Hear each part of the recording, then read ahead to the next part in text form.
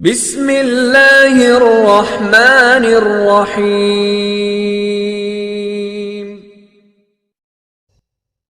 امام اعظم ابو حنیفہ رحمہ اللہ کا رمضان المبارک میں معمول۔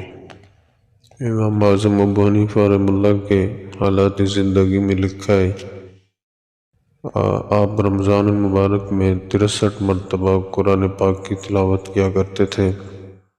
ایک قرآن پاک دن میں پڑھتے تھے، ایک قرآن پاک رات میں پڑھتے تھے، اور 3 قرآن پاک تراویح میں سنا کرتے تھے۔ رمضان المبارک میں 63 قرآن پاک، 60 قرآن پاک دن اور رات میں، اور 3 قرآن پاک تراویح کی نماز میں۔ حضرت رائے پوری رحمہ اللہ کے ہاں رمضان المبارک میں جب 29 شعبان کا دن ہوتا تھا تو اپنے مریدین کو جمع فرما لیتے اور سب کو مل لیتے اور فرماتے کہ بھائی اگر زندگی رہی تو اب رمضان المبارک کے بعد ملاقات ہوگی، اور اپنے ایک خادم کو بلاتے اور اسے ایک بوری دے دیتے اور فرماتے کہ رمضان المبارک میں جتنے خطوط آئیں وہ سب اس بوری میں ڈال دینا، زندگی رہی تو رمضان کے بعد ان کو کھول کر پڑھیں گے۔ رمضان میں ڈاک نہیں دیکھا کرتے تھے کہ یہ مہینہ بس میں نے اپنے لیے مخصوص کر لیا ہے، اگر زندگی رہی تو اس کے بعد پھر دوستوں سے ملاقات ہوگی۔ آپ کے ہاں پورا رمضان المبارک اعتکاف کی حالت میں گزارنے کا معمول تھا۔ 29 شعبان کے دن جو شخص آپ کی مسجد میں بستر لے کر جاتا اس کو مسجد میں بستر لگانے کی جگہ نہیں ملا کرتی۔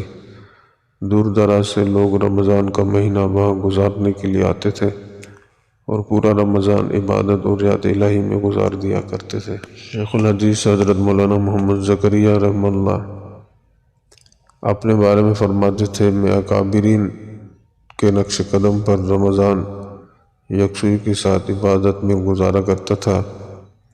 میرا معمول تھا کہ میں سارا دن قرآن پاک کی تلاوت میں لگا رہتا، کچھ وقت نوافل وغیرہ میں گزرتا۔ میرا ایک دوست جو محلے میں رہتا تھا وہ رمضان میں ملنے آیا، اسے میرے معمولات کا اندازہ نہیں تھا۔ اس نے سلام کیا، میں نے سلام کا جواب دیا، پھر اپنے کمرے میں آ کر تلاوت شروع کی۔ وہ بھی میرے پیچھے پیچھے کمرے میں آیا، وہ انتظار میں بیٹھا رہا، میں تلاوت کرتا رہا حتیٰ کہ عصر کا وقت ہو گیا۔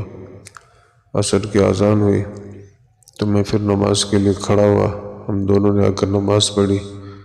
نماز کے بعد فارغ ہوتے ہی میں سیدھا اپنی جگہ پر آ کر بیٹھ گیا اور تلاوت شروع کر دی۔ وہ پھر کمرے میں آیا، وہ دوست تھا بچپن کا، بڑا بے تکلف دوست تھا۔ اس نے کمرے میں آ کر دیکھا تو میں پھر تلاوت شروع کر بیٹھا۔ وہ تھوڑی دیر انتظار کرتا رہا، پھر کہنے لگا، بھائی رمضان تو ہمارے پاس بھی آوے مگر یوں بخار کی طرح نہیں آوے۔ یعنی اس کا اندازہ تھا کہ ان پر تو رمضان یوں آتا ہے جیسے کسی کو بخار چڑھ جاتا ہے، اور فرماتے تھے کہ واقعی مجھے پورا مہینہ جذبہ رہتا تھا۔